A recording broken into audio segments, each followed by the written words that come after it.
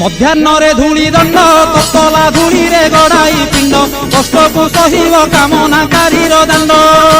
ଧୂଳି ଦଣ୍ଡକୁ ସାରିଣ ନଦୀ ଅବା ପୋଖରୀକୁ ଯାଇନ ପାଣି ଦଣ୍ଡ ସାରି ବାଲୁକା ବୁଝିବ ଜାଣ।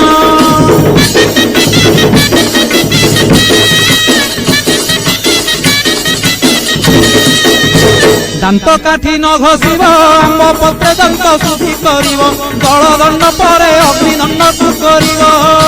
କହି ପରେ ଜଳକିଆ କରିବ ନବାତ ଗୋର ଚଲିଆ କାକୁଡ଼ି ନଡ଼ିଆ ପୂଜା ଦ୍ରବ୍ୟ ହେବ ଯାହା।